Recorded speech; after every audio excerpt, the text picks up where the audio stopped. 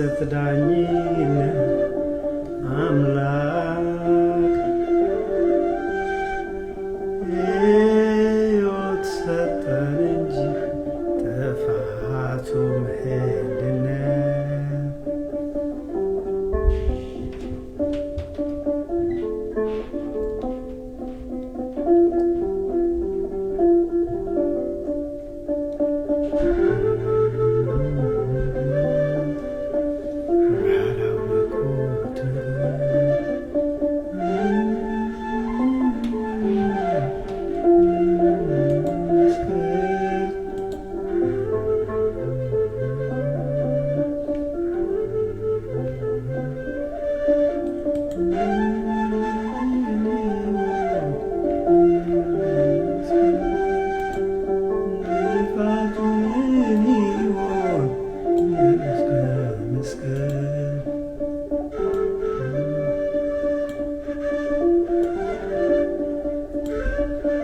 በስመ አብ ወወልድ ወመንፈስ ቅዱስ አሐዱ አምላክ አሜን።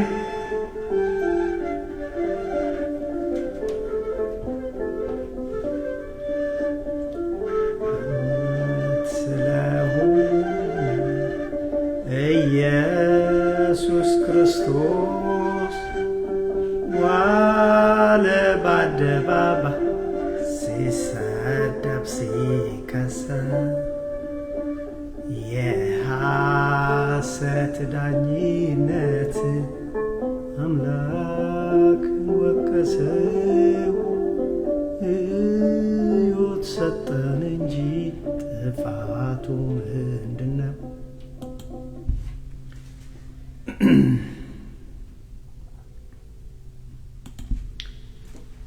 በክርስቶስ ወንድሞቼ እህቶቼ ሆናችሁ እንደምን ከረማችሁ? እንደምን ሰነበታችሁ? ባላችሁበት ሰላም እግዚአብሔር ይድረሳችሁ። እንደምን ከረማችሁ? እንደምን ሰነበታችሁ? የአባቶቻችን የነቢያት አምላክ፣ የሐዋርያት አምላክ፣ የጻድቃን የሰማዕታት አምላክ፣ የኛ ፈጣሪ የኛ ንጉሥ እግዚአብሔር ስሙ ከአጽናፍ እስከ አጽናፍ የከበረ የተመሰገነ ይሁን። እንደምን ሰነበታችሁ? ባላችሁበት ሁሉ ሰላም እግዚአብሔር ይድረሳችሁ። አዎ እውነት ስለሆነ ኢየሱስ ክርስቶስ ዋለ በአደባባይ ሲሰደብ ሲገሰጽ እያልን ዘመን። ወንድሞቼ እግዚአብሔር መልካም ነው። ከልቤ ላለው እግዚአብሔር መልካም ነው። በዚህ ንጋት ሌላ ነገር ይዛችሁ መሄድ እንኳን ባትችሉ እግዚአብሔር መልካም ነው። ይሄን ጊዜ ሰጥቶን ይሄን ብሩህ ቀን ሰጥቶን ዛሬም በፊቱ እንድንቆም ዛሬም አምላካችን እንድናመሰግን ኃይል፣ ጉልበት፣ ዕውቀት፣ ጥበብ የሆነን የአባቶቻችን የነቢያት አምላክ የሐዋርያት አምላክ የጻድቃን የሰማዕታት አምላክ የኛ ፈጣሪ የኛ ንጉሥ እግዚአብሔር ስሙ ከአጽናፍ እስከ አጽናፍ የከበረ የተመሰገነ ይሁን። እንግዲህ ባለን ጥቂት ደቂቃ እግዚአብሔር ቢረዳን ወንድሞቼ የምንማርበት የትምህርታችን ርዕስ በዚህች ደቂቃ ወስደን የምንማርበት ስለ መንፈሳዊ ሞትና አደጋው በሚል ይሆናል። በደንብ አድርጋችሁ ስሙኝ። እግዚአብሔር ቢረዳን እኔንና እናንተን እግዚአብሔር መንፈስ ቅዱስ የሚያስተምረን መንፈሳዊ ሞት አደጋ አለው ነው። ወንድሞቼ ልክ ነው፣ ስለ ሞት ማንም ሰው መስማት አይፈልግም። ግን እያወራው ያለሁት ስለ ስጋዊ ሞት ሳይሆን ስለ መንፈሳዊ ሞት ነው። ወንድሞቼ መንፈሳዊ ሞት አደጋ አለው። ሰዎች የእግዚአብሔር ሰዎች ነን እያሉ ግን የእግዚአብሔር ሰዎች ሳይሆኑ ሲቀሩ ያሉ ሲመስላቸው ሞተው ሲገኙ መንፈሳዊ ሞት ይባላል። ይሄ እጅግ አደጋ አለው። ለዚህ ነው መንፈሳዊ ሞትና አደጋው በሚል የምንማረው። የአባቶቻችን አምላክ እግዚአብሔር ወንድሞቼ በመካከላችን ተገኝቶ ምድራዊ ያልሆነ ሰማያዊ ሐሳቡን የሰው ያልሆነ የመለኮት የፈጣሪን ሐሳብ እንዲያስተምረን የሱ ቅዱስ ፈቃድ ይሁንልን። ስለዚህ ትምህርታችን ወይም ርዕሳችን መንፈሳዊ ሞት አደጋ አለው። ምንም ነገር ይዛችሁ ባትሄዱ አቃለው ሁላችን የምንኖረው በችኮላ ዓለም ውስጥ ነው። የጥድፊያ ዓለም ውስጥ ነው። የቲክታክ ዓለም ውስጥ ነው። የሾርት ዓለም ውስጥ ነው። የፋስት ፔስትድ በጣም የፈጠነ ነገር ሁሉ ነገር የቸኮለበት ዓለም ውስጥ ነን። ግን አንድ ነገር የማይቆጫችሁን ነገር ለወደፊት የማይቆጫችሁን ይዛችሁ እንድትሄዱ ወንድም በትህትና ልናገር፣ መንፈሳዊ ሞት አደጋ አለው ወንድሞቼ። መንፈሳዊ ሞት አደጋ አለው። ስለዚህ በዚህ ዙሪያ ነው ጥቂት የምንማረው። ባለፈው ከኔ ጋር የነበራችሁ እግዚአብሔር ለተወሰኑ ሳምንታት ምናልባት ለ14 ሳምንት ይመስለኛል የመጀመሪያውን 7 ሳምንታት በመንፈሳዊ እውርነት ዙሪያ ተማር። ወንድሞቼ መንፈሳዊ እውርነት ምንድነው አልን? ስለሱ ተማር። ከዛ ቀጠልና ወገኖቼ መንፈሳዊ እውርነት ማለት የእግዚአብሔርን እውነት የወንጌልን እውነት መረዳት አለመቻል ወይም መረዳት አለመፈለግ መንፈሳዊ እውርነት ነው አለን ወንድሞቼ። ምን ማለት ነው? ቀለል አድርጎ መንፈሳዊ እውርነት እኮ ማለት ወንድሞቼ ሰውየው ወይም ሴትየዋ እግዚአብሔርን አመልካለሁ ትላለች፣ የምታመልከው ጣዖት ነው። እግዚአብሔርን አገለግላለሁ ትላለች፣ የምታገለግለው ሰይጣንን ነው። ይሄ መንፈሳዊ እውርነት ነው፣ አደጋ አለው አለ። ይሄ መንፈሳዊ እውርነት በሰዓቱና በጊዜው ካልታከመ ለመንፈሳዊ እንቅልፍ፣ ለመንፈሳዊ ድንዛዜ አሳልፎ ይሰጠናል። ወንድሞቼ መንፈሳዊ እንቅልፍ ማለት በመንፈሳዊ ሕይወት በመንፈሳዊ ነገር ፈዛዛ፣ ደንዛዛ፣ ግዴለሽ ሆኖ መገኘት፣ በመንፈሳዊ ሕይወት ንቁ አለመሆን። ለዚህ እኮ ነው ባለፈው ያነሳናቸው አንዳንድ ቤተክርስቲያኖች እንደ ሰርዴስ እንደ ሎዶቅያ ቤተክርስቲያን። ሎዶቅያ ምንድነው የተባሉት? ወይ ትኩስ አልሆንክ ወይ ቀዝቃዛ አልሆንክ፣ እንዲሁ ለብ ያልክ ነህ፣ እተፋሃለሁ አላል።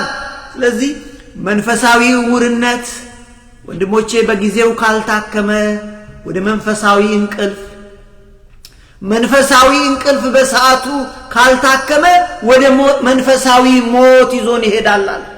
ዛሬ የምንማረው ስለ መንፈሳዊ ሞትና አደጋው ነው ወንድሞቼ።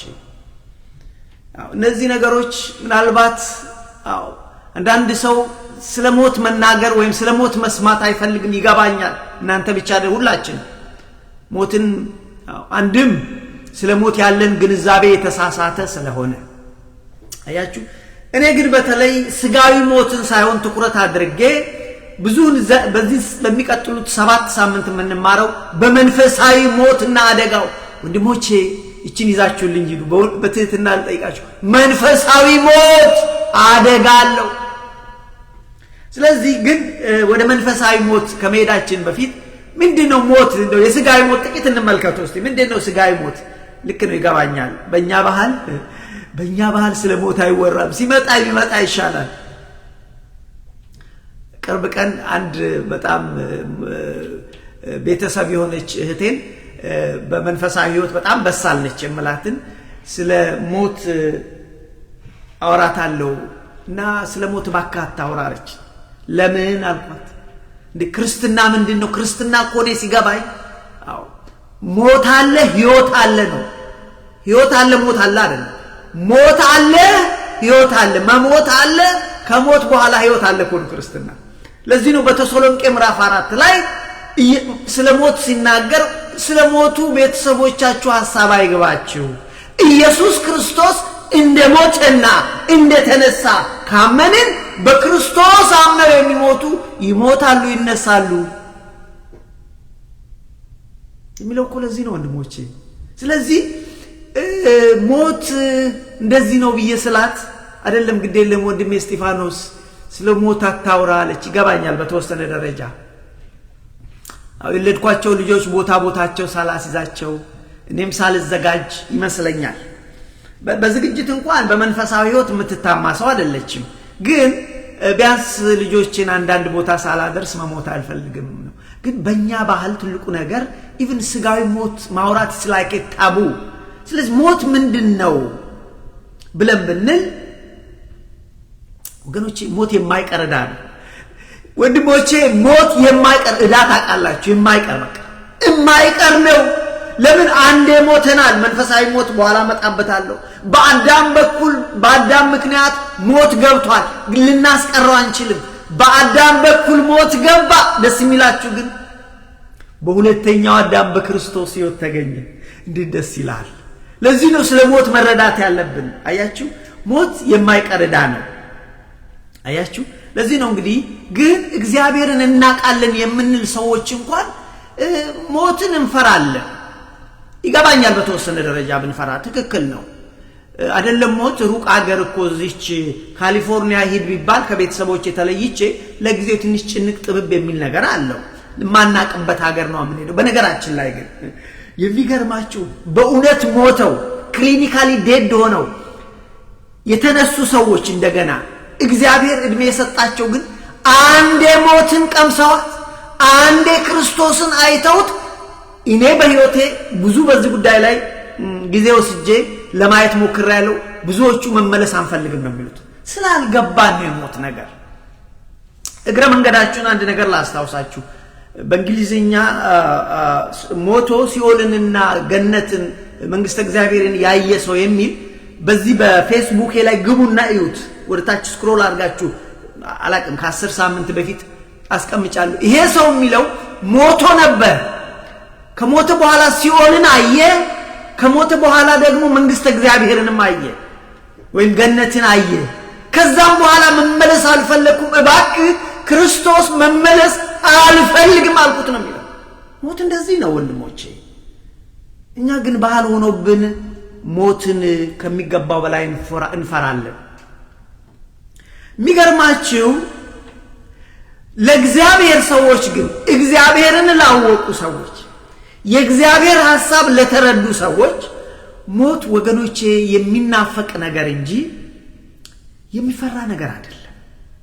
ከልቤ ላለው ለእግዚአብሔር ሰዎች የእግዚአብሔር ሐሳብ ለተረዱ እግዚአብሔር ለኛ ያለውን ሐሳብ ያወቁ ሰዎች ወገኖቼ ሞት የሚያስፈራ ሳይሆን የሚናፈቅ ነው። ለዚህ ነው ቅዱስ ጳውሎስ በፊልጵስዩስ ምዕራፍ 1 ቁጥር 20 ጀምራችሁ አንብቡት። እኔ በሁለት ሐሳብ ግራ ይገባኛል። በአንድ በኩል ክርስቶስን ወደ ክርስቶስ መሄድ ይፈልጋለሁ በሞት እኔ እናፍቃለሁ፣ ሞትን እናፍቃለሁ ይላል። በአንድ በኩል ክርስቶስ ጋር መሄድ ይፈልጋለሁ፣ በሌላ በኩል ደግሞ እዚህ ቆይቼ እናንተ ተማሪዎቼን ማጽናት ይፈልጋለሁ፣ ለእግዚአብሔር መንግስት መኮትኮት ይፈልጋለሁ። በእነዚህ ሁለት ሐሳብ ግራ ይገባኛል ካለ በኋላ ግን ሞት ማትረፊያ ነው አለ። ሞት የሚያስፈራ ነገር አይደለም ማለት ሞት አያስፈራም። ሞት እኮ ማትረፊያ ነው። ቃሉ የሚገኘው እኔ አላነበውም፣ እናንተ አንብቡት። ፊልጵስዩስ ምዕራፍ 1 ከቁጥር 20 እስከ 24 ብታነቡ ሞት እኮ ማትረፊያ ነው አለ። ስለዚህ ነው ጳውሎስ እምናፍቀው በሞት ወደ ክርስቶስ መሄድ ነው። ለምን? ክርስቶስ ጋር የሚሄድበት there is no other way፣ መንገድ ሌላ የለውም። ወንድሞቼ ሞት ምንድነው ብለን ብንል ቅዱስ ጳውሎስ ሞት ማትረፊያ ነው ይላል። እንደውም ይሄኛው ፊልጵስዩስ ላይ ነው። ሁለተኛ ቆሮንቶስ ምዕራፍ 5 ላይ ደግሞ በዚህ ምድር ላይ እኮ በቆየን ቁጥር ከምንወደው ከአባታችን ከክርስቶስ እየራቅን እየቆየን ነው የምንመጣው። ሞት እኮ የሚናፈቅ ነገር ነው ይላል። እኔ ትምህርቴ ስለ ሞት አይደለም፣ ስለ መንፈሳዊ ሞት ነው። በኋላ መጣበታለሁ። ግን እግረ መንገዴን ወደ መንፈሳዊ ሞት ከመግባቴ በፊት ራሱ ስጋው ሞት እንኳን ምን እንደሆነ ለማሳየት ነው። ስለዚህ ቅዱስ ጳውሎስ ማለት ኑሮ ካሉት መኖር ማለት በክርስቶስ ነው፣ ሞትም ማትረፊያ ነው። ለእናንተ ስል ግን ብቆይ ይመርጣለሁ ይላል እና ሞት ማትረፊያ ነው ይላል። በነገራችን ላይ ሞት ማለት የህይወት መጨረሻ አይደለም። do not fool yourself። የህይወት መጨረሻ አይደለም ሞት። እንደውም ሞት የህይወት መጀመሪያ ነው። ክርስቲያን ነን ካለን፣ ክርስቶስ እንደሞተ ካመንን፣ ክርስቶስ እንደተነሳ ካመንን እኛ ክርስቲያኖች ቅዱስ ጳውሎስ በተሰሎንቄ ምዕራፍ 4 ቁጥር 13 እንደነገረን ክርስቶስ እንደሞተና እንደተነሳ ካመንን እኛም እንሞታለን እኛም እንነሳለን ለዘላለም እንኖራለን ነው የሚለው ስለዚህ ሞት ምንድነው ብንል የህይወት መጨረሻ ሳይሆን ወንድሞቼ የህይወት መጀመሪያ ነው ለዚህ ነው በናዚ በጀርመን በናዚ የተያዘ አንድ ወታደር ሊገሉታሉና ክርስቲያን ነው መስቀሉን ያለው ሰው ነው ስማ አሉት ልንገልህ ነው የመጨረሻ ሰዓትህ ነው ከመሞት በፊት የምትናገረው ነገር አለው የመጨረሻ ሰዓትን የህይወትህ መጨረሻ ነው ጥቂት ሰኮንዶች አሉት አሉት ምን አላቸው ኖ ኖ ኖ ኖ ኖ እንዲናና ንስታት የህይወት መጨረሻ አይደለም ለእናንተ ነው መጨረሻ ለገዳዮች ነው መጨረሻ ለኔ ግን የህይወት መጀመሪያ ነው አምላኬ ክርስቶስ ሞቶ እንደተነሳ እኔም ሞቼ እነሳለሁ ወገኖቼ ስለዚህ ሞት የህይወት መጨረሻ ሳይሆን የምድራዊ መከራ መጨረሻ የህይወት መጀመሪያ የተስፋ መጀመሪያ የደስታ መጀመሪያ ነው የህይወት መጨረሻ አይደለም ለዚህ እኮ ነው እንግዲህ ቅዱስ ጳውሎስ ለኔ መኖር ክርስቶስ ነው በመድር ላይ ከኖር በክርስቶስ እንደ ክርስቶስ ሐሳብ ነው መኖር ሞትም ማትረፊያ ነው ሞት ማለት ወደ ክርስቶስ የሚወስደኝ ነውል በነገራችን ላይ ሞት ማለት ምንድነው ብለን ብንል ሞት እኮ ይፈራል ይገባኛል ብትፈሩም እቺ ነገር ስሙ ሞት እኮ ምን ማለት አይደለም ሞት ማለት ልክ እንደመወለድ ነው ይገባችኋል ወዲሞቼ ስሙኝ ሞት ማለት እንደመወለድ ነው አንድ ልጅ እናቱ ሆድ ውስጥ 8-9 ወር ከቆየ በኋላ የናቱ ማህፀን ስለተስማማው የናቱ ማህፀን ስለሞቀው ደስ ስላለው እዚህ ቆያለሁ ብል አይችልም ልክ 9ኛው ወር ላይ ቢፈልግም ባይፈልግም ማህፀን ከማህፀን ውስጥ ውልቅ ብሎ ወደዚህ ምድር ይወለዳል ወገኖቼ ወደ እግዚአብሔር መንግስት የምንወለደው በሞት ነው ልክ እንደሞ ስለዚህ ሞት እንደመወለድ ነው ልድገምላችሁ አንድ ሕፃን ልጅ 8 ወር 9 ወር ሆድ ውስጥ ቆይቶ እኔ እዚህ ይሻለኛል ማለት አይችልም እኛ እኮ እንደዛ ነው የሆነው እኔ እዚህ ይሻለኛል እኔ ከምድር ፍቅር ይዞኛል አይደል ምንለው ወንድሞቼ ስላላወቀን ነው እኔ ማህፀን ውስጥ ሆኖ እኔ እዚህ ይሻለኛል አልሄድም የሚል ልጅ የለም አያችሁ ስለዚህ ወደደም ጠላም ሰዓቱ ሲደርስ ውልቅ ብሎ ይወጣል ስለዚህ ሞት ወደ እግዚአብሔር መንግስት የምንወለድበት መንገድ ነው ሞት እኮ የተሻለ ነገር ነው እንደ እግዚአብሔር ፈቃድ ለኖሩ ሰዎች ወደ እግዚአብሔር መንግስት የሚሄዱበት መንኮራኩር ነው አውሮፕላን ነው ሰማችሁ ወንድሞች ስለዚህ ለዚህ ነው ቅዱስ ጳውሎስ እንደውም በመድር ስንቆይ ከክርስቶስ እኮ ርቀን ነው የምንቆየው ይለናል ስለዚህ ሞት ለክርስቲያኖች ወደ እግዚአብሔር መንግስት የሚሄዱበት መኪና የሚሄዱበት አውሮፕላን የሚሄዱበት መንኮራኩር ነው ሌላ የለማ there is no other ልክ ሞት እንደመወለድ ነው ስለዚህ ሞት የሚፈራ ነገር ሳይሆን ሰዎች አውቀው ተዘጋጅተው ወደ እግዚአብሔር መንግስት የሚወለዱበት ክስተት ነው ዛሬ ግን ስለ ስጋዊ ሞት አይደለም የምንማረው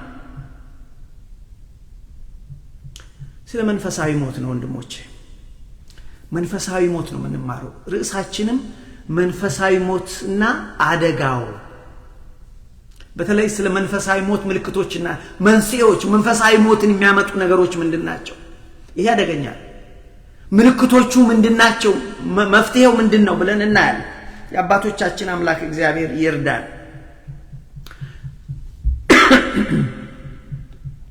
ስለዚህ መንፈሳዊ ሞት ስለ መንፈሳዊ ሞት ሰዎች ወገኖቼ ጊዜ ወስደው ሊያስቡበት ይገባል ጊዜ ወስደው እርግጠኛ መሆን ቢኖርብን ከዚህ ምድር ከመልቀቃችን በፊት ወንድሞቼ መንፈሳዊ ህይወታችንን መርምረን እኔ እንደ እግዚአብሔር ሐሳብ እየኖርኩ ነው ወይ ሞት ሊመጣ ይችላል ለኒታል ይሄ ስጋዊ ሞት ችግር አይደለም እሱ ፕሮብሌም አይደለም ብያችኋለሁ የሚያስፈራው ግን መንፈሳዊ ሞት ነው የሚያስፈራው። ስለዚህ መንፈሳዊ ሞት ሰዎች ጊዜ ወስደው ሊያስቡበት ሊረዱት የሚገባ ነገር ነው። አያችሁ እንግዲህ ባለፈው እንዳልኳችሁ ከኔ ጋር የቆያችሁት ለ14 ሳምንት ስንማር አስቀድመን ስለ መንፈሳዊ ዕውርነት ተማር። መንፈሳዊ ዕውርነት አደጋ ነው አለ። መንፈሳዊ ዕውርነት አደጋ ነው አለ። መጀመሪያ ስለ መንፈሳዊ ዕውርነት፣ ቀጥለን ስለ መንፈሳዊ እንቅልፍ ወይም መንፈሳዊ ድንዛዜ ተማር። አሁን ደግሞ ስለ መንፈሳዊ ሞት። እነዚህ የተያያዙ ናቸው። በወቅቱ በሰዓቱ ካልታከሙ ወገኖቼ ስለ መንፈሳዊ ሞት ያስከትላሉ። መንፈሳዊ ሞት ደግሞ ሁለተኛ ሞት ነው። ሁለተኛ ሞት ደግሞ ሲኦል ነው። ስለዚህ በጣም ማሰብ ይጠይቃል። ስለዚህ በዛን ሰዓት ስንማር መንፈሳዊ ሞት ማን ነው? መንፈሳዊ ዕውርነት ምንድነው? በነገራችን ላይ ትምህርቱ ያመለጣችሁ ከስሩ ሊንክ አስቀምጬላችኋለሁ። ቤተ እስጢፋኖስ የሚል ዩቲዩብ ቻናል አለ። ገብታችሁ ስሙት፣ ይጠቅማችኋል። I can assure you you won't regret። መንፈሳዊ ዕውርነት ምንድነው? መንፈሳዊ እንቅልፍ ምንድነው ብለን የተማርነው 14 ሳምንት የተማርነው እዩት፣ ይጠቅማችኋል። እግረ መንገዳችሁን ሰብስክራይብ ብታረጉ ደስ ይለኛል። ላይቭ ዩቲዩብ ላይ ማስተላለፍ ይረዳኛል። እኔ ብዙ ጊዜ ስላልጠየቅኩ ብዙም ሰው የለኝም እዛ ዩቲዩብ ላይ ላይቭ ማስተላለፍ አልችልም። ስለዚህ ሰብስክራይብ አድርጉ ወንድሞቼ፣ ይጠቅማችኋል። ለኔ ብላችኋል፣ ይጠቅማችኋል። ስለዚህ እዛ ላይ ታዲያ ስንማር መንፈሳዊ ዕውርነት ማለት የእግዚአብሔርን እውነት የወንጌልን እውነት መረዳት አለመቻል ወይም ደግሞ መረዳት አለመፈለግ ዕውርነት ነው አለ። እንዴት ያሳዝናል! የእግዚአብሔርን እውነት የወንጌልን እውነት መረዳት አለመቻል፣ መረዳት አለመፈለግ ብላይንድነስ ዕውር መሆን ነው። ይሄ ህዝብ ዕውር ነው አለ ክርስቶስ። ይሄ ህዝብ በድቅድቅ ጨለማ ይሄዳል። ምን ማለት ነው? በሌላ አነጋገር መንፈሳዊ ዕውርነት ማለት ሰውየው ወይም ሴትየዋ እግዚአብሔርን አመልካለሁ ትላለች፣ የምታመልከው ጣዖት ነው። እግዚአብሔርን አገለግላለሁ ትላለች፣ የምታገለግለው ዲያብሎስን ነው። ይሄ መንፈሳዊ ዕውርነት ነው። በወቅቱ ካልታከመ ይሄ ለምን አሳልፎ ይሰጠናል? ለመንፈሳዊ ድንዛዜ፣ ለመንፈሳዊ እንቅልፍ። መንፈሳዊ እንቅልፍ ደግሞ ምንድነው መሰላችሁ? በመንፈሳዊ ህይወት በእግዚአብሔር ነገር ፈዛዛ ደንዛዛ መሆን። በቃ ግልጅ ምንም ነገር በቃ ስለ መንፈሳዊ ህይወት ግድ የሌለው ሰው ክርስቲያን ነኝ ይላል፣ ቤተ ክርስቲያን ይሄዳል፣ ምንም ጉዳዩ አይደለም።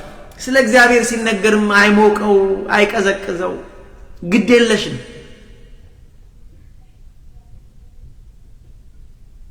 አያችሁ በቃ አይሞቀውም። ይሄ መንፈሳዊ እንቅልፍ ድንዛዜ ላይ ነው። መንፈሳዊ እንቅልፍ እንደ ጋንግሪን ነው። መንፈሳዊ ድንዛዜ እንደ ጋንግሪን ነው አለ። ጋንግሪን ከእግር ይዝና ጋንግሪን በሽታ እያደነዘዘ ወደ ላይ ወደ ሰውነት መጥቶ ሰውየውን ይገላዋል አትደንድ። ስለዚህ ወገኖቼ አደጋ አለው። መንፈሳዊ እንቅልፍ ማለት በመንፈሳዊ ህይወት ወይም በእግዚአብሔር ነገር ሰዎች ንቁ አለመሆን፣ ትጉ አለመሆን፣ በእግዚአብሔር ነገር ግድ የለሽ መሆን። ይላሉ መንግስት ሰማያት አለ ይላሉ። ነው ሜቢ ይኖራል ሜቢ አይኖርም። እንደዚህ አይነት እንዴ በጣም አደጋ ነው። መንፈሳዊ እንቅልፍ አደጋ ነው። ለዚህ እኮ ነው ንቃት የለንም ማለት ሲነገረን በቃ ሲነገረን የእግዚአብሔር ቃል ውስጣችን እንዴት ነው የሚቀበለው? አይናችን ፈጥቶ ነው ሰልችተን ነው የምንሰማው። አደጋ አለው። እንደዛ ህይወት ውስጥ ካላችሁ ተጠንቀቁ። ይገባኛል። እኛ አገልጋዮችም በጣም እንትኖች ነን፣ አሰልቺዎች ነን። ይገባኛል። ዘመኑንም ማንዋጅነን። አንዳንዴ እኛም ራሳችን ያልተረዳነውን ነው የምናወራው። ይገባኛል። ግን ወገኖቼ ምንም እኔ ብሳሳት ለእናንተ ምንም ጥቅም የለውም። የእናንተ ጉዳይ ሰምቶ ማጣራት፣ አጣርቶ እውነት ከሆነ መያዝ፣ ካልሆነ መጣል። ምን ነው የዓለምን ቲክቶክ የዓለምን ይሄን ጋርቤጅ የዓለምን ጠቅላላ ጋርቤጅ እንሰማይለን እንደ ሆልዴ። የኔ ልጅ ትንሽ ልጅ ነው፣ የ7 ዓመት ልጅና በቀደም ብዙ ነገራቸውን የሚያዩት this is garbage ይላሉ። በቃ ቆሻሻ ነው። ይሄ ደግሞ መጣና ወይ የሚያዩት ነው ይሄ ጋርቤጅ ነው እላለሁ እና እንዲህ እያልኩ የሆነ ነገር ይሄ ጋርቤጅ ሲሉ አባቢ አንተ ሁሉ ነገር ጋርቤጅ ነው ትላለህ። አዎ ጋርቤጅ ነው ሞላው ዓለሙ። ወንድሜ ስማኝ፣ ቲክቶክ ፉል ኦፍ ጋርቤጅ አለው። ምናልባት 10 ነገር አንዷ ትሆናለች የምትጠቅመው። እኔ መልካም ነገር የለውም እያልኩ አይደለም። ስለዚህ ጥቅም ነገር ይኖረዋል፣ ግን ጥቅሙና ጉዳቱ ሳመዛዝነው ከ10 ነገር አንዷ ትሆናለች። ራሳችሁ መርምሩ፣ ራሳችሁን ጠይቁ። ደቂቃ ውሰዱ፣ ደቂቃ ያዙና እስቲ ለ15 ደቂቃ እዩ። ለ15 ደቂቃ የያዛችሁትን አጥፉትና ኦኬ what did I learn ምንድነው የተማርኩት ምንድነው ከዚህ ውስጥ ያገኘሁት ብላችሁ ራሳችሁን ጠይቁ። ጋርቤጅ መሆን አለመሆኑን ያኔ ታረጋግጣላችሁ። በተቃራኒው ለምሳሌ ዩቲዩብ ግቡና አንድ እግዚአብሔር ቃል 15 ደቂቃ ስሙ። 15 ደቂቃ አው ለምሳሌ መንፈሳዊ ህይወት አደጋ አለው የሚለው ለ15 ደቂቃ ስማ። አጥፋውና እንደገና አስተያስበው። ትልቅ ልዩነት አላቸው። ያኛው በጭንቅላትህ ላይ ብዙ በቃ እዚህ ጋር ስለ ካሜራ ያውላል፣ እዚህ ጋር ስለ ኮምፒውተር፣ እዚህ ጋር ስለ ስልክ፣ እዚህ ጋር በቃ ያለ ነው የሚለው አይደለም ቲክቶክ። ወገኖች ያደጋለው። ለዚህ ነው ለአእምሮአችን መጠንቀቅ አለብን። ጥቅም የለውም አላልኩም እንዳትሳሳቱ። በጣም ነቅሶ መጠቀምን ይጠይቃል።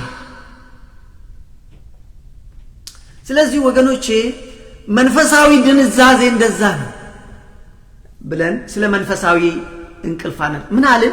መንፈሳዊ እውርነት በጊዜ ካልታከመ ለመንፈሳዊ እንቅልፍ አሳልፎ ይሰጠናል። መንፈሳዊ እንቅልፍ ደግሞ በጊዜ ካልታከመ ወደ ምን ይዞን ይሄዳል? መንፈሳዊ እንቅልፍ ደግሞ በጊዜ ወንድሞቼ ካልታከመ ለመንፈሳዊ ሞት ይዞን ይሄዳል ብለን አለ። ዛሬ እየተማርን ያለነው ስለ መንፈሳዊ ሞት ነው። ኦኬ ስለ መንፈሳዊ ሞት ነው። እንግዲህ ስለ ሞት ቅድም ተነጋግረናል። ስጋዊ ሞት አለ፣ መንፈሳዊ ሞት አለ። ስጋዊ ሞት ምንም ማለት አይደለም። ወደንም ጠላንም እዳ ነው። we have to pay it መከፈል አለበት። ሰው በነገራችን ላይ መንፈሳዊ ሞት በአዳም ምክንያት ምድር ላይ ገባ። አዳም ለሰራው ስህተት ምድር ላይ እስከዛሬ የስጋ ሞት መጣ። እዳ ነው፣ ይከፈላል። ለዚህ ነው ሞት እዳ ነው ማለት ማይቀር ነው። የስጋዊ ማይቀር ነው። መጠንቀቅ ያለብን ስለ መንፈሳዊ ሞት ነው።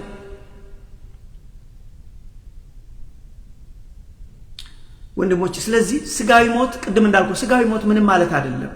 ለተዘጋጁ ክርስቲያኖች ስጋዊ ሞት ወደ እግዚአብሔር መንግስት የምንወለድበት ነው። ስጋዊ ሞት ወደዛኛው ህይወት የምናልፍበት ታናል ነው። ስጋዊ ሞት ከምድራዊ መከራ ወደ ፍስሐ ወደ ደስታ የምንገባበት በር ነው። ከባዱ አስፈሪው መንፈሳዊ ሞት ነው። መንፈሳዊ ሞት ሁለተኛ ሞት ነው። ሁለተኛ ሞት ሲኦል ነው። እሱ ያስፈራል ወንድሜ። ማሰብ እንኳን ስለሱ ያስፈራል። ግን ጨክኖ ዛሬ ማሰብ፣ ማየት፣ ማሰላሰል አስፈላጊ ነገር ነው። መንፈሳዊ ሞት ምንድነው? እቺ ልንገራችሁ ወንድሞቼ። መንፈሳዊ ሞት ምንድነው? መንፈሳዊ ሞት ማለት ወንድሞቼ በኃጢአት ምክንያት በበደል ምክንያት ከእግዚአብሔር መለየት፣ ከእግዚአብሔር መራቅ መንፈሳዊ ሞት ነው።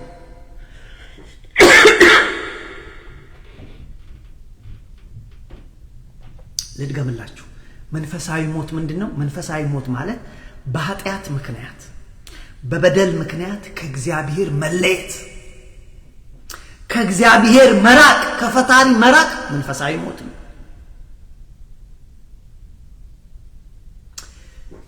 መንፈሳዊ ሞት ማለት በኃጢአት ህይወት ፍጹም መያዝ፣ በቃ በኃጢአትና በኃጢአተኛነት ህይወት ፍጹም መያዝ፣ ለእግዚአብሔርና ለመንፈሳዊ ህይወት ፈጽሞ ፍላጎት ማጣት፣ ፈጽሞ ፍላጎት ሩም ለእግዚአብሔር ቃል ፍጹም በቃ ሁሉ ነገር መስማት አለመፈለግ። ይሄ መንፈሳዊ ሞት ነው። አንዱ እንደዚህ አይነት ሰዎች በኃጢአት ምክንያት በበደል ምክንያት ከእግዚአብሔር መራቅ፣ ኮምፕሊትሊ መራቅ፣ ከእግዚአብሔር መለየት መንፈሳዊ ሞት። ይሄ አደጋ ነው። በኃጢአት ህይወት ውስጥ በፍጹም መያዝ ማለት ለእግዚአብሔርና ለመንፈሳዊ ህይወት ፍላጎት ማጣት ትኩረትን በስጋና በዚች ዓለም ላይ ብቻ ማድረግ ትኩረትን በስጋዊ ህይወት ትኩረትን በዚች ዓለም ላይ ማድረግ መንፈሳዊ ሞት ነው ከእግዚአብሔር ጋር ያለንን ግንኙነት ከእግዚአብሔር ጋር ያለንን ሪሌሽንሺፕ ማቋረጥ ከእግዚአብሔር እግዚአብሔር አለ እንደ አንዳንድ ሰዎች እንደዚህ የሚሉ ሰዎች አሉ የሆነ ነገር ተፈጠረ ህፃናት ሞቱ ሰዎች ህፃናትን ገደሉ እግዚአብሔር አለ እግዚአብሔር ካለ አለ ወገኖቼ አንዳንዴ I wish you understand አንዳንድ ጊዜ በጣም ከባድ ነው ለሰዎች ለማስረዳት ሙሉ በነገራችን ላይ እግዚአብሔር ቃል ፉል ፓኬጁን ሰው ካልተረዳ በጣም ከባድ ነው ምክንያቱም አንዳንድ ሎጂካል የሆኑ ጥያቄዎች ያነሱን ታነሳና መልስ ታጣለ ብዙ ነገሮች አሉ አዳም በደለ ለምሳሌ ሎጂካል የሆነ ጥያቄ ያጠፋው አዳም በደለ እኛ ለምን እንሞታለን እንዴ ጥያቄዎች አሉ ይሄ ሙሉ የእግዚአብሔርን ሐሳብ ካልተረዳው አይገባም ዛሬ ጧት የእግዚአብሔርን ቃል ሲሰማ ወይም ከመጽሐፍ ቅዱስ ላይ ሳነብ በዚህ በሰከንድ ክሮኒክል ወይም በሁለተኛ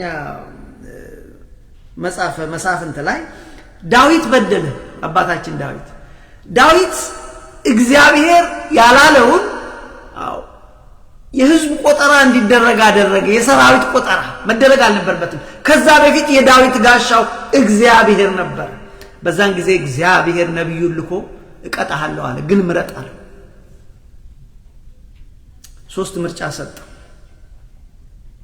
የ3 ዓመት ፕሌግ ወይም ረሃብ ቸነፈር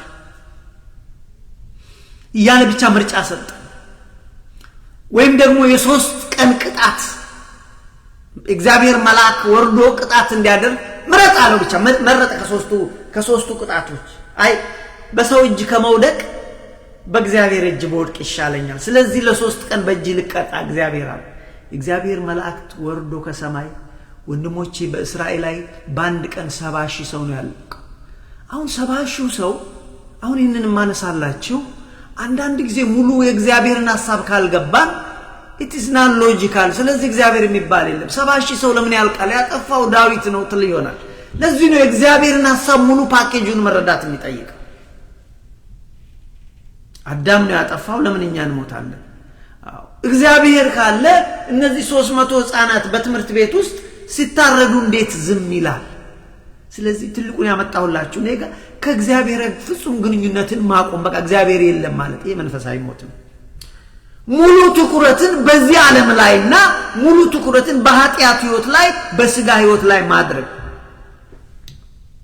ነገራችን ላይ መንፈሳዊ ሞት አደጋ አለው ወንድሞች በጣም ጥንቃቄ ይጠይቃል በጣም አደጋ አለው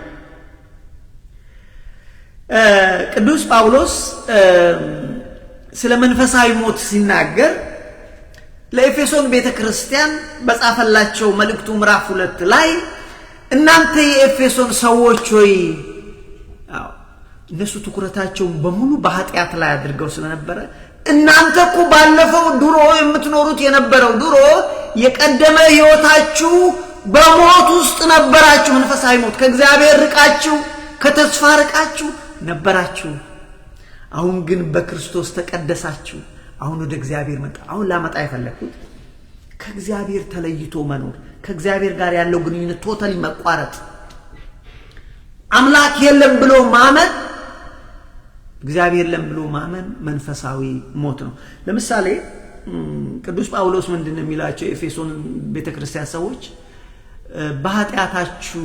በኃጢአታችሁ ሙታን ነበራችሁ ሰዎች እኮ አልሞቱም ኤፌሶን ሰዎች እኮ በህይወት እኮ አሉ በስጋ ሙታን ነበራችሁ ግን የነሱ ችግር ከእግዚአብሔር ተለይተው ነበር እግዚአብሔርን አያውቁም አህዛብ ነበሩ ስለዚህ ይውላችሁ እግዚአብሔር የሌለበት ህይወት የሞት ህይወት ነው መንፈሳዊ ሞት የሚባለው እሱ ነው እና ምንድነው የሚላቸው እናንተ አስቀድሞ በኃጢአታችሁ ምክንያት ሙታን ነበራችሁ በዛን ጊዜ የዚህ ዓለም ገዢ አገልጋዮች ባሮች ነበራችሁ የዚህ ዓለም ገዢ የሰይጣን ባሮች ነበራችሁ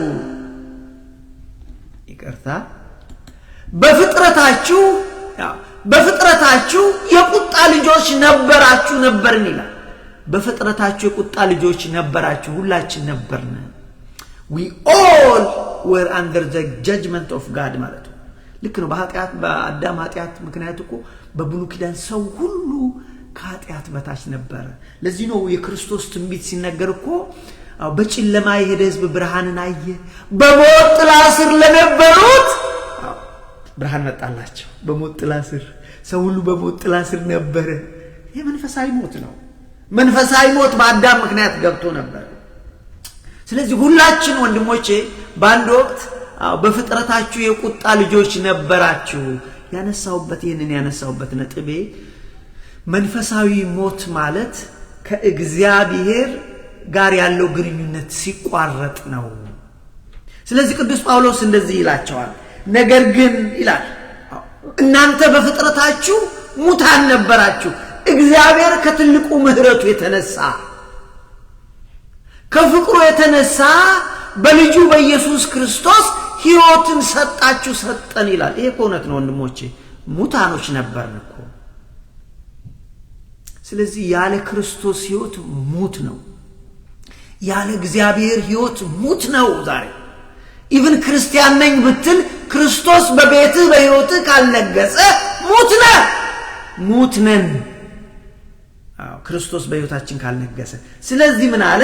ነገር ግን እግዚአብሔር ከትልቁ ፍቅሩና ምሕረቱ ባለጠግነቱ የተነሳ በበደላችን ሙታን እንኳን በሆን ጊዜ በክርስቶስ ሕይወትን ሰጠን፣ በጸጋው ዳንን። ይሄ እውነት ነው። በነገራችን በምን ዳንን? በጸጋው ዳንን። ይህንን ለመቀበል የሚከብደው ሰው አለ። በጸጋው ዳንን። ወንድሜ ልንገርህ፣ በጸጋው ዳንን ማለት እንግዲህ ትርጉሙን መረዳት ይጠይቃል። እኔ አሁን እዛ ውስጥ ስለ ነገረ ድህነት አልገባም እንጂ በጸጋው ዳንን ምንድን ነው? በጸጋው የእግዚአብሔር ልጆች ሆንን። ማን ነው በጉልበቱ በጾም በጸሎቱ የእግዚአብሔር ልጅ ሆነው? የእግዚአብሔር ልጅ መሆን ጸጋ ነው። እግዚአብሔር አንድኛ ልጁን ለዓለም ሰጠ ይላል። የኢየሱስ ክርስቶስ ለኛ መሰጠት ጸጋው ነው። ማን ጾሞ ጸልዮ ማን ነው ክርስቶስ እንዲሰጠው ያደረገው? በራሱ ስራ ያመጣ ክርስቶስ እንዲወለድ ለዓለም እንዲሰጥ ያደረገ ይሄ ጸጋው ነው። ስጋዬን ብሉ ደሜን ጠጡ የዘላለም ሕይወት አላችሁ አለ። ማን ነው ቤተ ክርስቲያን ሄዶ ስጋውን ሲበላ ደሙን ሲጠጣ በአቅሙ በጉልበቱ በገንዘቡ ያገኘ? ይሄ ጸጋ ነው። ይህን ጸጋ ከተቀበልን በኋላ አምነን ከተቀበልን በኋላ ጸጋውን አምነን ከተቀበልን በኋላ ወንድሞቼ ፍሬ እናፈራለን። ፍሬ ካፈራን በኋላ እንደ እግዚአብሔር ሕግ በእግዚአብሔር ሥርዓት ሕጉን ከጠበቅን የእግዚአብሔር መንግሥት ወራሾች እንሆናለን። ስለዚህ ምንድነው ያለው ቅዱስ ጳውሎስ? በጸጋው ድናችኋል። አሕዛብ በደንብ አድርገህ ስማኝ ወንድሜ፣ አሕዛብ በራሳቸው ጾም በራሳቸው ጸሎት ክርስቶስ ወደ እነሱ አልመጣም። ከትልቁ ከእግዚአብሔር ፍቅር ነው። ይሄ ደግሞ ጸጋ ነው። በጸጋው ድናችኋል አላቸው። ስለዚህ አሁን እኔ የተነሳሁት ስለ መንፈሳዊ ሞት ስለሆነ መንፈሳዊ ሞት አደጋ አለው። መንፈሳዊ ሞት ማለት ከእግዚአብሔር ርቆ መኖር። መንፈሳዊ ሞት ማለት ወንድሞቼ ከእግዚአብሔር ተለይቶ አሕዛብ ከእግዚአብሔር ርቀው ያለ ተስፋ ነበሩ። ከእግዚአብሔር ተለይተው ያለ ተስፋ ነበሩ። እንዴት ያስፈራል ያለ ተስፋ መኖር ወንድሞቼ! ያለ ተስፋ መኖር ያስፈራል። ስለዚህ ቅዱስ ጳውሎስ ምን አላቸው? ከእግዚአብሔር ርቀው ስለመኖራቸው ሲነግራቸው እናንተ አስቀድሞ በኃጢአታችሁ ምክንያት ሙታን ነበራችሁ። መንፈሳዊ ሞት ነው። ከእግዚአብሔር የተለየ ሰው መንፈሳዊ ሞት ይባላል። መንፈሳዊ ሞት ሰው ካልተጠነቀቀበት ሁለተኛ ሞት ያስከትላል። ያም ሲኦል ነው። ለዚህ ነው ዛሬ የምንማለው ስለ መንፈሳዊ ሞት አደጋ አለው ብለን የምንማለው።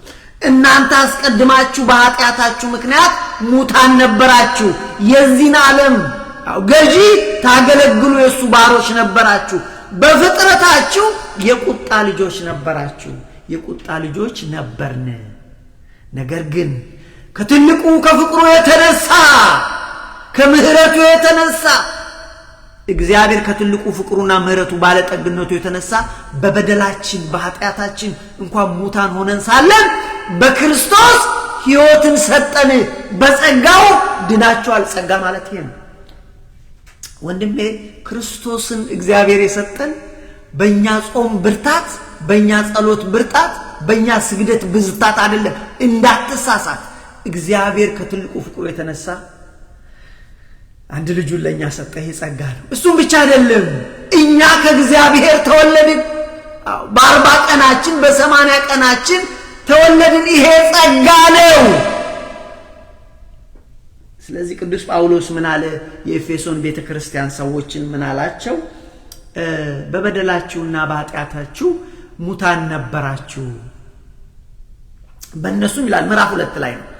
በበደላችሁና በኃጢአታችሁ ሙታን ነበራችሁ፣ በእነሱም በዚህ ዓለም እንዳለው ኑሮ በማይታዘዙ ልጆች ላይ አሁን ለሚሰራው መንፈስ አለቃ፣ አሁን በማይታዘዙ ልጆች እንደ እግዚአብሔር ሐሳብ በማይሄዱት ላይ አለቃ ለሆነው መንፈስ በሱ ስልጣን ነበራችሁ፣ በሱ ስር ነበራችሁ። ድሮ በፊት በዚህ ተመላለሳችሁ።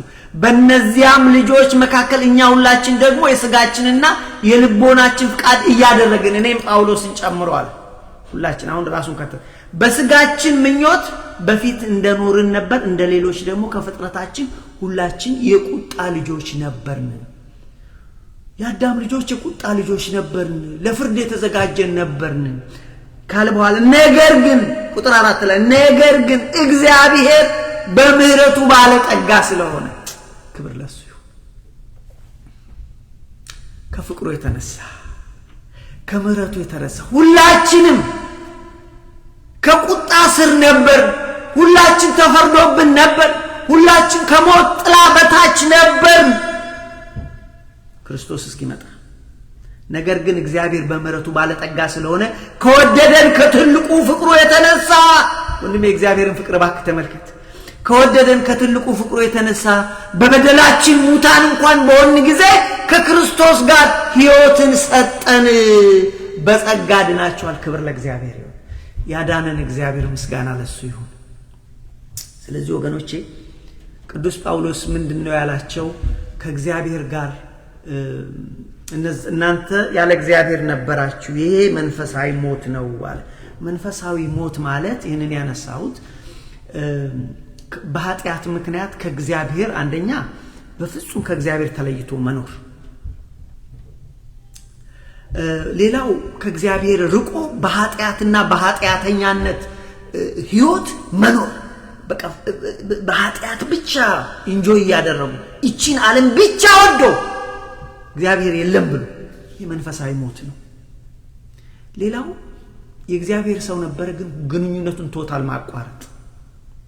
ከእግዚአብሔር ጋር ያለን ግንኙነት ፈጽሞ ሲቋረጥ ሙሉ ትኩረቱን ወደ ዓለምና ወደ ዓለማዊነት፣ ወደ ዓለምና ወደ ሥጋ ሐሳብ ብቻ ሲሆን ይሄ መንፈሳዊ ሞት ይባላል። ሌላው መንፈሳዊ ሞት ምንድነው እያልን ነው አሁን እየተነጋገርን ያለው። አሁን ሰዓት የሚሄዷል አቆማለሁ። በሚቀጥለው ነገም ቢሆን እንማራለን። መንፈሳዊ ሞት ማለት ያለ እግዚአብሔር መኖር ማለት ነው። ወንድሞቼ በቤታችሁ በሕይወታችሁ እግዚአብሔር ይቀድማል። ትልቁ የመጀመሪያው ወንበር ላይ እግዚአብሔር ይቀመጣል በቤታችሁ። ወንድሞቼ ጸሎት ስታደርጉ ሌላ ነገር ቢያቅታችሁ እግዚአብሔርን ፈልገው አንተን ነው። አባቴ በቤቴ ግባ፣ እግዚአብሔር በሕይወቴ ግባ። የመጀመሪያው ወንበር በቤቴ የኛ ቤት የኛ ሕይወት እባክህ ያንተ ይሁን፣ ያንተና ያንተ ብቻ ይሁን ክርስቶስ ሆይ ብለን ልንጸልይ ይገባል። ቤታችን ውስጥ እግዚአብሔር ከሌለ አደጋ ነው። ስለዚህ መንፈሳዊ ሞት ማለት ያለ እግዚአብሔር መኖር፣ ያለ ተስፋ መኖር ማለት ነው። አሕዛብ የቀደመ ኑሯቸው እንደዚህ ነበር፣ ክርስትናን ሳያውቁ ማለት ነው። አያችሁ፣ ለዚህ እኮ ነው ትንቢት ሲናገር ኢየሱስ ክርስቶስ አሁን ማነው ኢሳይያስ ትንቢት ሲናገር ስለ ክርስቶስ እንደሚወለድ ሲናገር አሕዛብ በአጠቃላይ ወይም ዓለም አስቀድሞ በብሉይ ኪዳን ሰው ሁሉ በሞት ጥላ ስር ነበር፣ በጨለማ ሕይወት ነበር። አያችሁ፣ ያለ ተስፋ ነበረ ሰው ሁሉ፣ ያለ እግዚአብሔር ነበር። ስለዚህ ምን አለ በዛን ጊዜ ያንን ትንቢቱን ሲናገር በጨለማ የሄደ ሕዝብ ብርሃንን አየ። ሁላችን በጨለማ ነበርና ለኢሳይያስ ግን አሁን አለ ስለ ክርስቶስ ከ700 ዓመት በፊት ነው ልባል። ስለዚህ ስለ ክርስቶስ ትንቢት ሲናገር በጨለማ የሄደ ሕዝብ ብርሃንን አየ፣ በሞት ጥላ ስር ለነበሩ ብርሃን ወጣላቸው።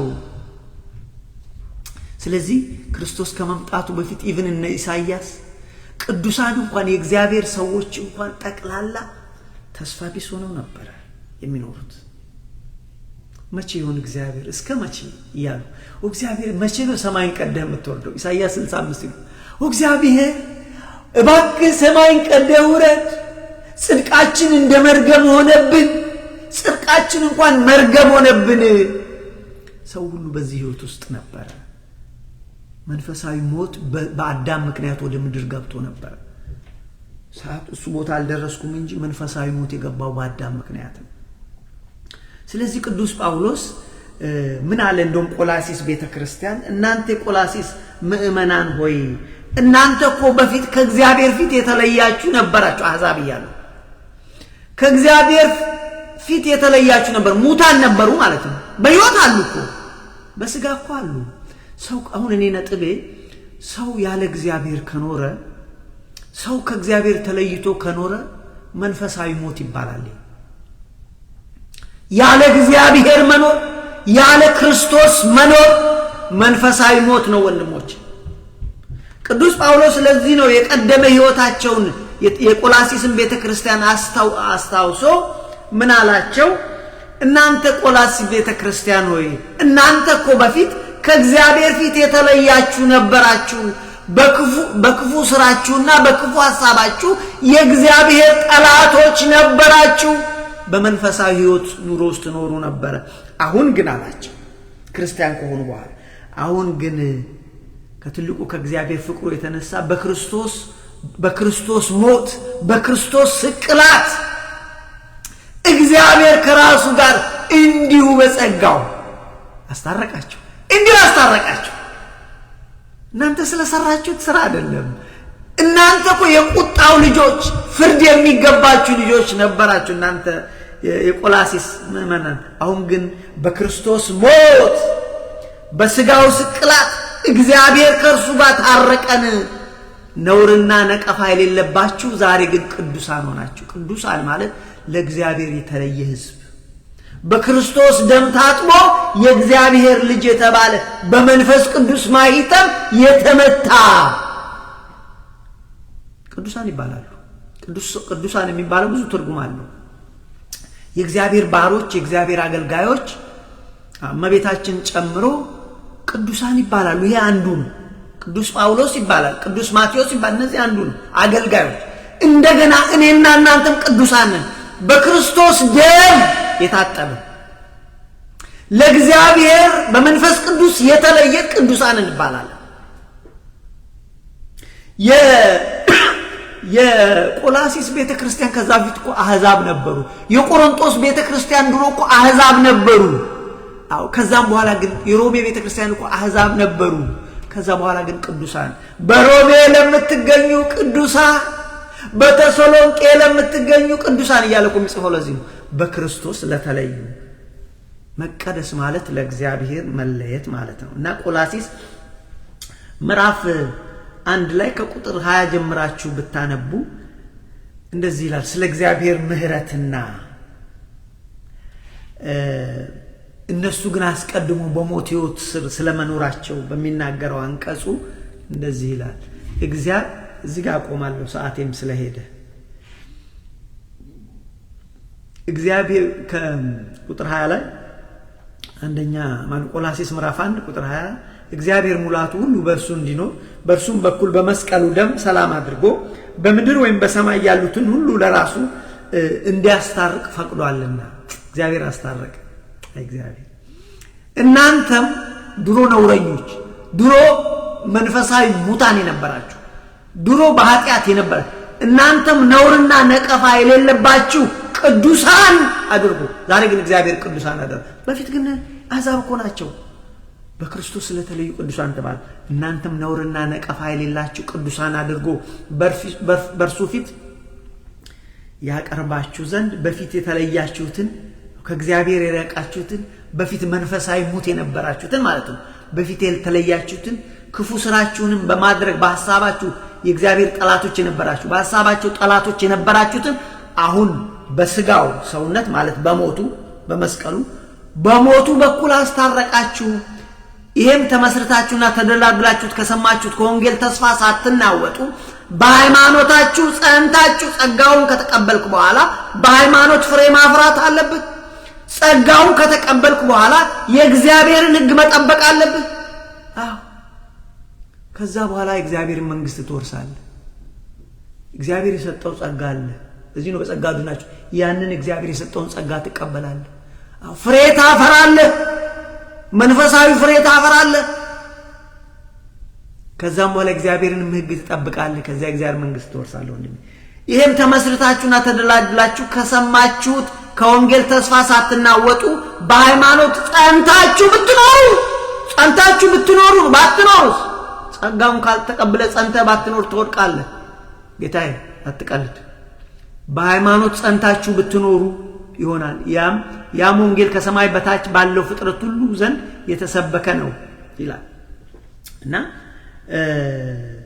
ምንድነው የሚለው ቆላስይስ 2:13 እናንተ በኃጢአታችሁ ምክንያት ሙታን ነበራችሁ በቃ እግዚአብሔር ከትልቁ ፍቅሩ የተነሳ ከክርስቶስ ጋር ሕይወትን ሰጣችሁ የሁላችሁም ኃጢአት በክርስቶስ ይቅር አለን ይላል ወገኖቼ ስለዚህ ዛሬ የተማርነው ስለ መንፈሳዊ ሞት ነው መንፈሳዊ ሞት አደጋ አለው መንፈሳዊ ሞት ምንድነው ብለን የተማርነው ምንድነው መንፈሳዊ ሞት ማለት ምንድነው ብለን ከእግዚአብሔር መለየት ከፈጣሪ መለየት መንፈሳዊ ሞት ነው እግዚአብሔር ርቆ ሄዶ ከእግዚአብሔር ፍጹም ተለይቶ ኃጢአተኛና ብቻ ሆኖ በመድር የስጋን ሕይወት ብቻ ያሰቡ መኖር መንፈሳዊ ሞት ያስከትላል ስለዚህ ወገኖቼ ዛሬ እዚህ ጋር እናቆማለን ትልቁ ነገር ራሳችንን መመርመር አለብን ራሳችንን መፈተን አለብን ከዛ ራሳችንን ማስተካከል እኔ ከእግዚአብሔር ጋር ነኝ ወይ ብለን ማስተካከል ይገባናል ያስተማረን የመከረን አባቶቻችን አምላክ እግዚአብሔር ስሙ የተመሰገነ ይሁን ወንድሞቼ ይሄን ቃል የሰማችሁ እግዚአብሔር ይከብርበታል እኔ ባረክበታለሁ ብላችሁ ካሰባችሁ ለወንድሞች ሼር አድርጉ የራሳችሁን ኃላፊነት ተወጡ ያስተማረን የመከረን አባቶቻችን አምላክ እግዚአብሔር ስሙ የተመሰገነ ይሁን ሰላም እግዚአብሔር ይብዛላችሁ ነገ ደግሞ እንደዚሁ እንገናኛለን around 1 o'clock አካባቢ ሰላም አሜን